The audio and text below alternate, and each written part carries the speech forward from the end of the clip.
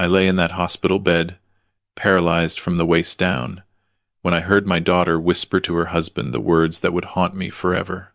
The old man's not going to last the month. We need to get power of attorney before he realizes what's happening. Mom can't fight us. She's too weak. They thought the stroke had taken my mind along with my legs.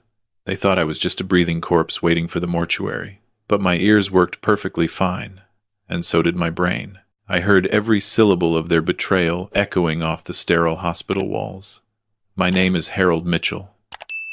I am 67 years old. For 40 years, I ran one of the largest commercial real estate firms in the state of Arizona. I built shopping centers, office complexes, and retirement communities from nothing but desert sand and determination. I know how to read people, how to spot a con artist, how to smell greed from a mile away. And lying there in that bed, I smelled it on my own daughter, like cheap perfume. Before I continue this story, let me know where you are watching from in the comments below. Hit that like button if you have ever been blindsided by someone you trusted completely. The stroke came without warning 3 weeks ago. One moment I was reviewing contracts in my home office. The next I was on the floor, unable to move, watching the ceiling fan spin while my wife Eleanor screamed for help. The doctors said I was lucky to be alive. They said the paralysis in my legs might be permanent, but my cognitive functions were intact. What they did not know was that my daughter Victoria and her husband Craig had been circling like vultures since the day I collapsed. I kept my eyes closed as they talked, my breath shallow and steady. The monitors beeped their steady rhythm, masking the sound of my racing heart. "What about the properties?" Craig asked. His voice was eager, hungry. I had never liked him. Not from the day Victoria brought him home. He had the handshake of a politician and the eyes of a used car salesman. The portfolio has to be worth what? 15 million? At least, Victoria replied. But the beach house in Coronado is the real prize. He was going to leave it to Marcus, but we can change that once we have control. Marcus, my son, the good one, the one who called every Sunday without fail. The one who had moved to Seattle 5 years ago but still flew down for every birthday and holiday. They were planning to steal his inheritance right along with mine. And Eleanor? Craig pressed. Your mother could be a problem.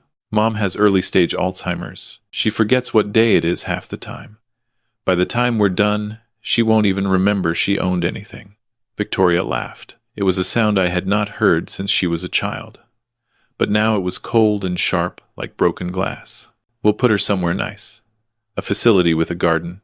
She likes gardens. I wanted to scream. I wanted to rip the IV from my arm and strangle them both. But I forced myself to remain still. In business, I learned that the best deals are made by the person who stays calm when everyone else panics. I was not panicking. I was planning. They left an hour later, promising the nurse they would return in the morning with the paperwork for my transfer to a long-term care facility. The moment the door clicked shut, I opened my eyes. The hospital room was dim, illuminated only by the green glow of the machines keeping track of my vital signs. I could not move my legs, but my arms still worked.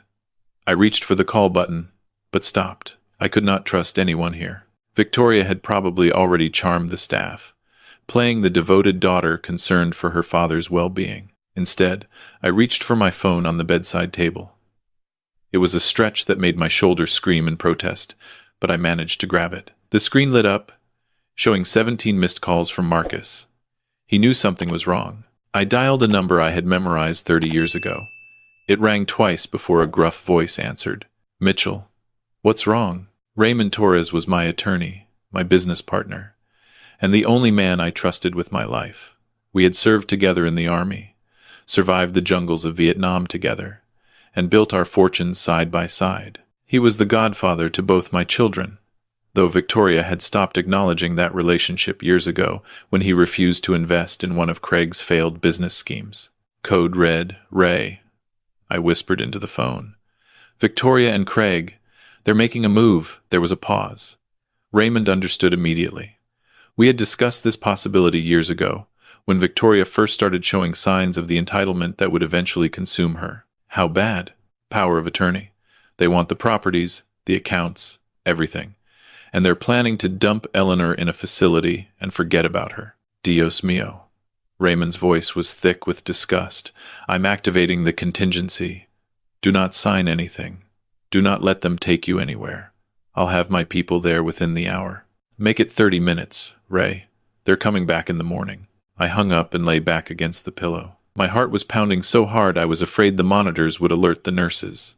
But I forced myself to breathe slowly, methodically. I had survived helicopter crashes. I had survived hostile takeovers. I would survive my own daughter. The door opened 28 minutes later. 3 men in dark suits entered, followed by Raymond himself. He looked older than I remembered, his hair completely silver now, but his eyes were still sharp as razors. Harold. He gripped my hand.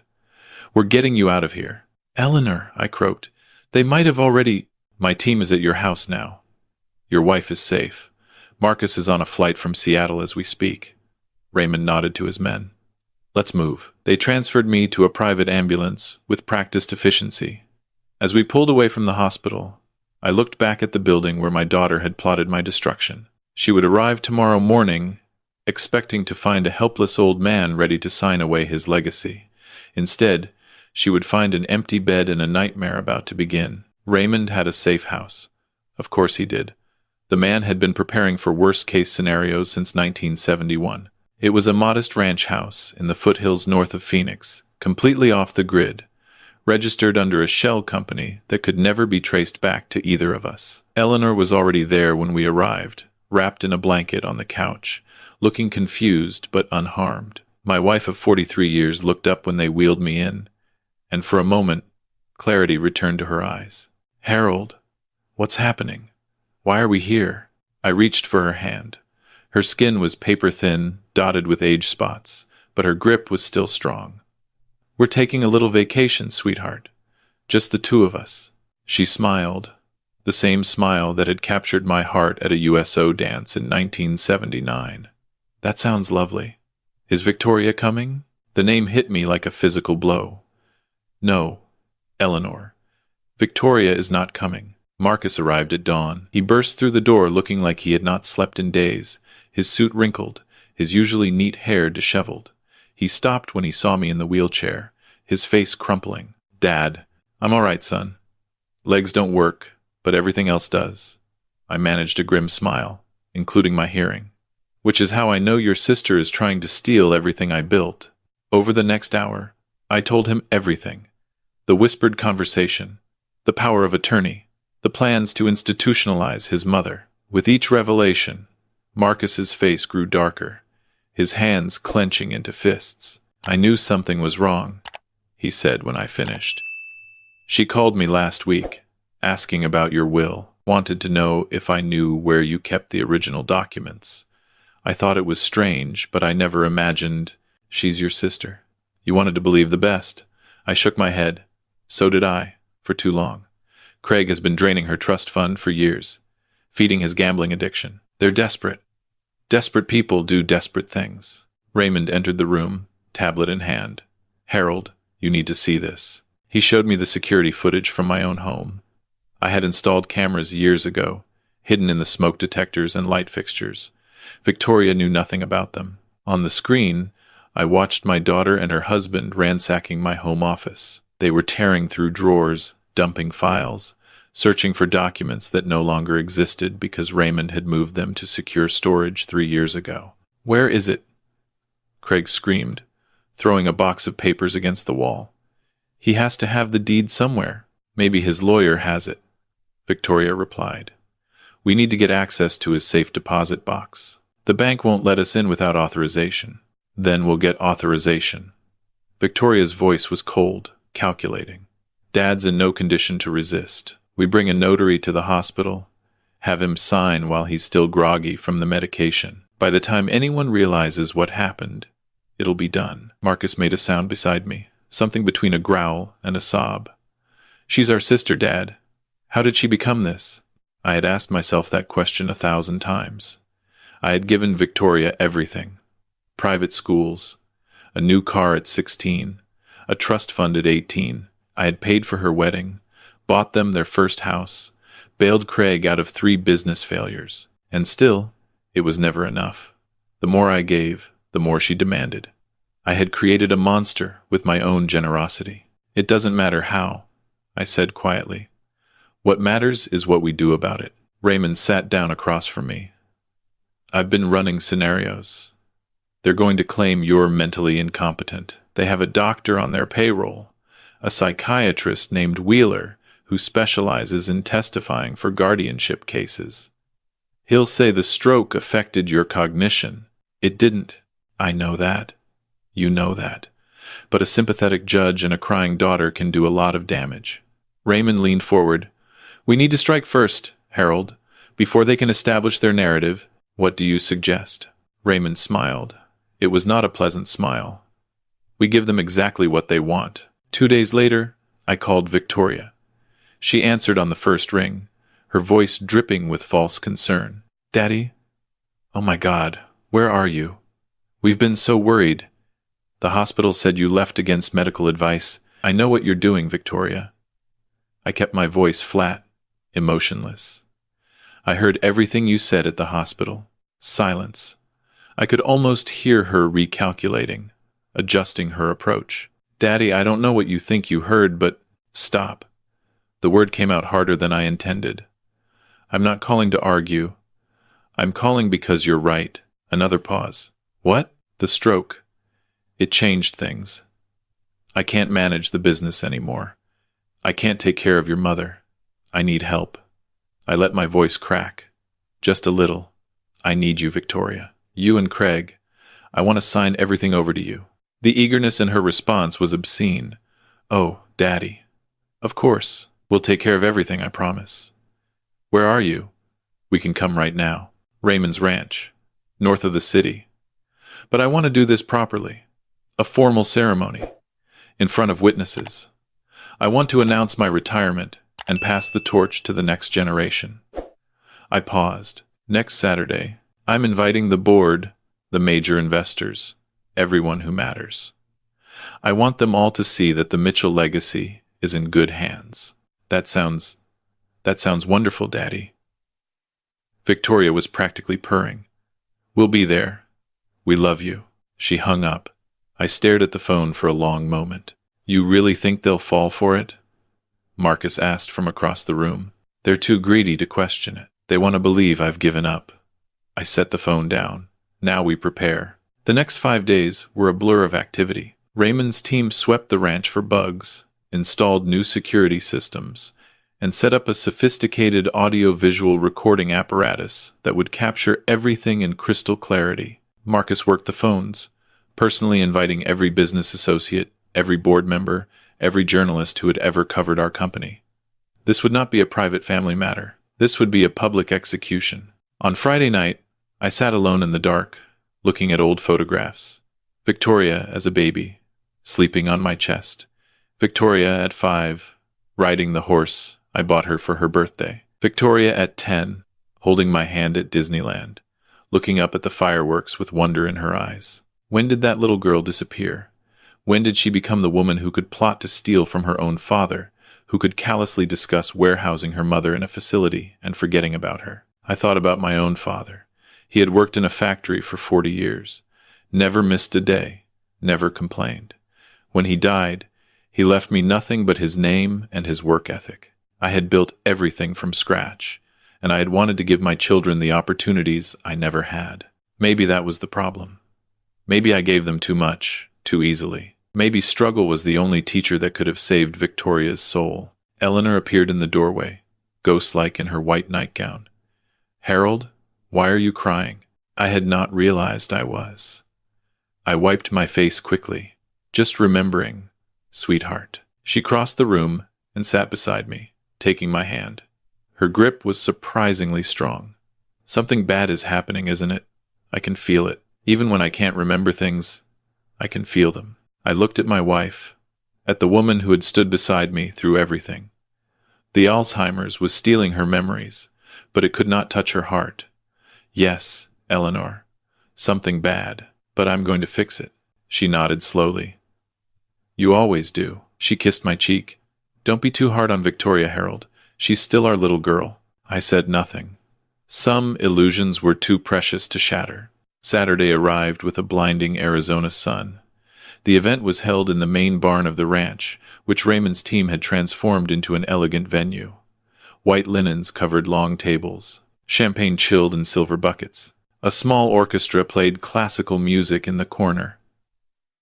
Over 100 people had accepted the invitation, drawn by curiosity and the promise of witnessing a historic moment in local business. Victoria and Craig arrived early, dressed to impress. She wore a designer dress that probably cost more than most people's monthly salary.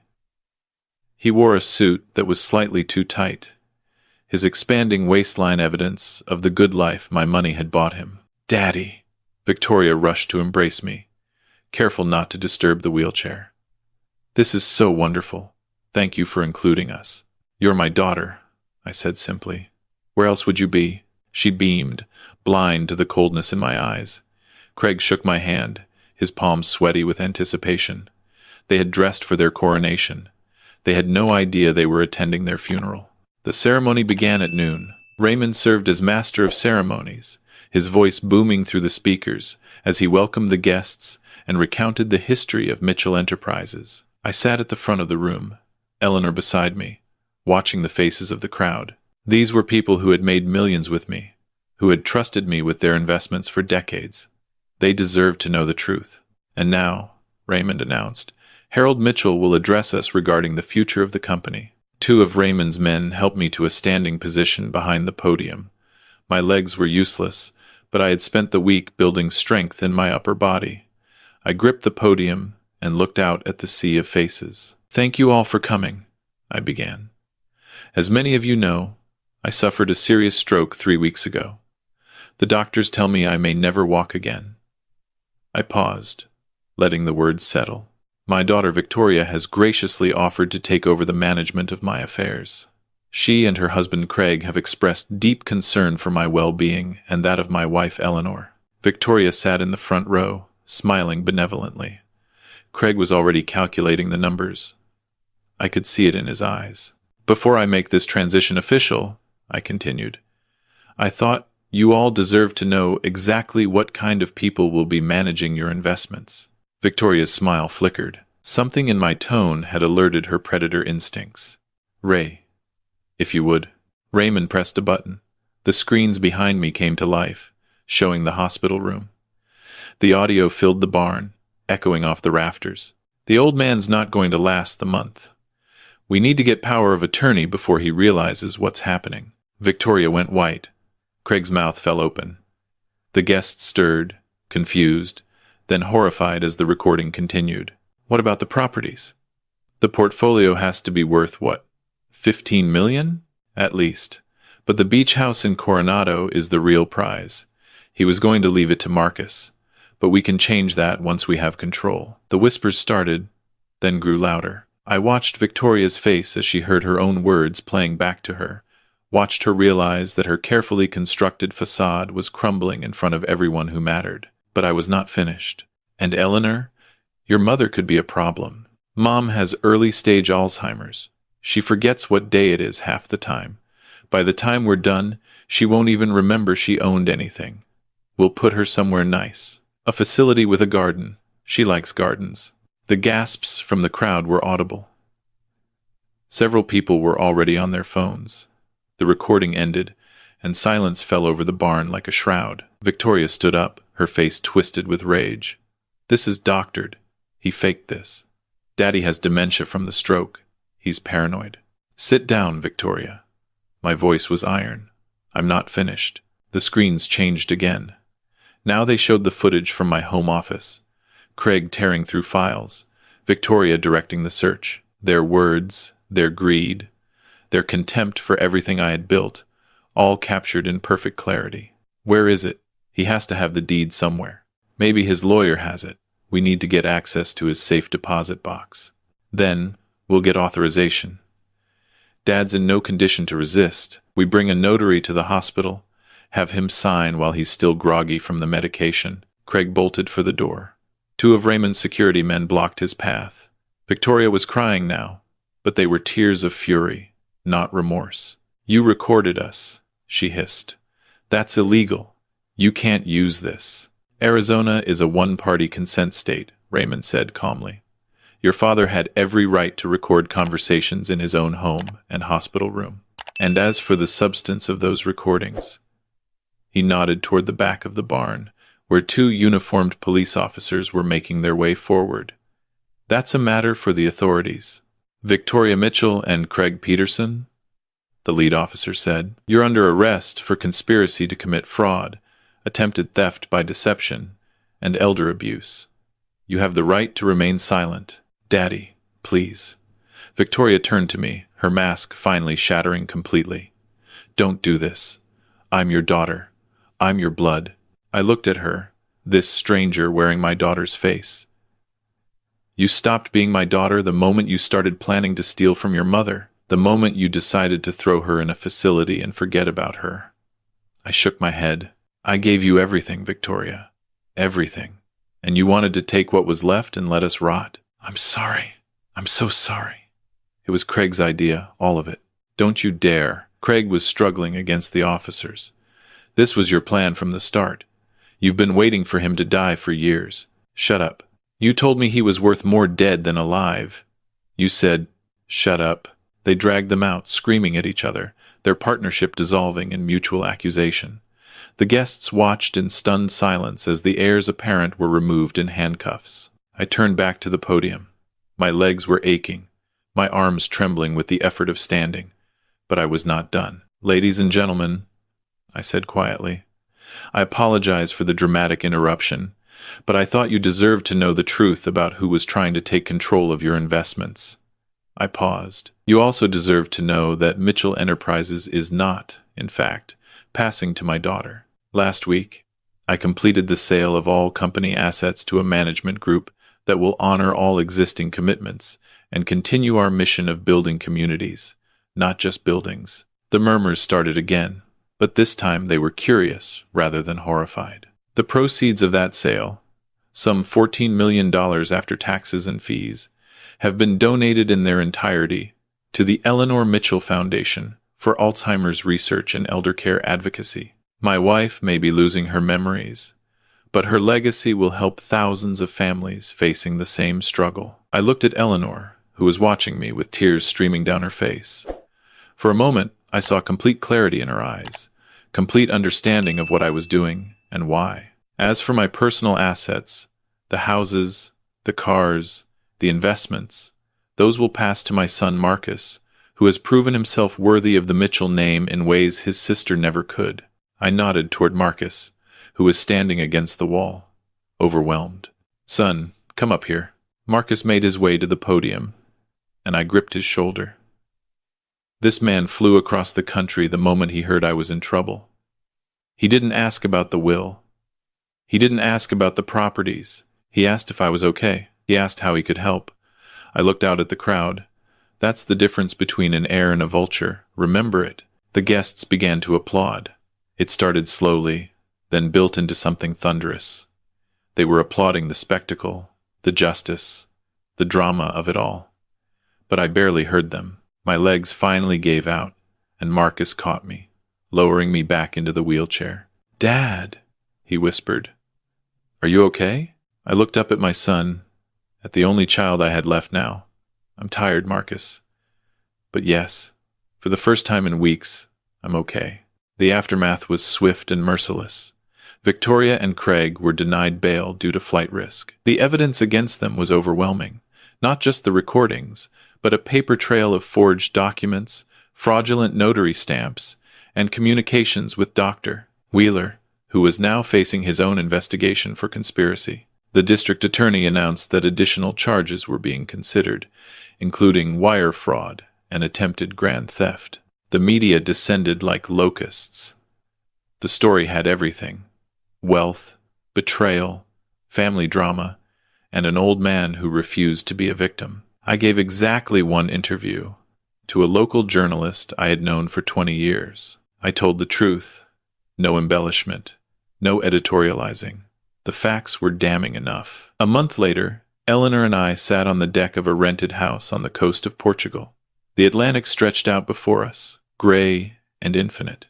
It was nothing like Arizona, and that was exactly the point. Marcus had helped us relocate, setting up new accounts, new identities, new lives. We were not hiding exactly.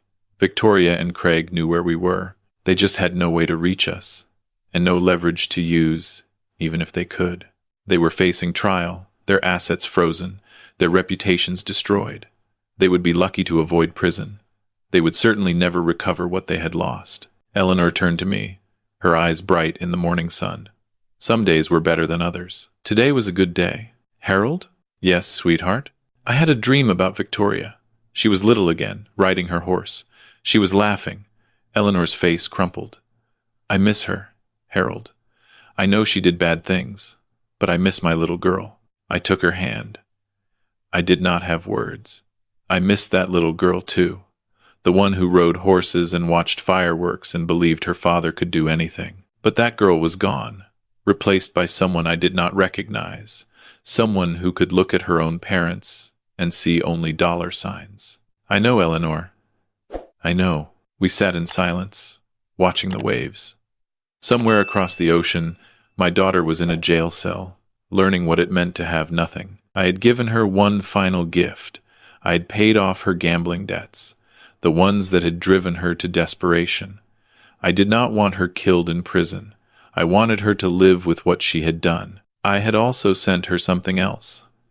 A photograph from her 5th birthday, the one where she was sitting on my lap, covered in chocolate cake, laughing with pure joy. On the back, I had written a single sentence. This is the daughter I remember. Come find her. Would she?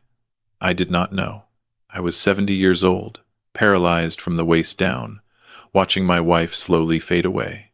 I did not have time for hope, not the naive kind anyway. But I had learned something valuable from this experience. Blood does not guarantee loyalty. Money does not guarantee happiness. And sometimes, the greatest victory is simply surviving the people who wanted you dead. I looked at Eleanor, at the woman who had loved me through everything.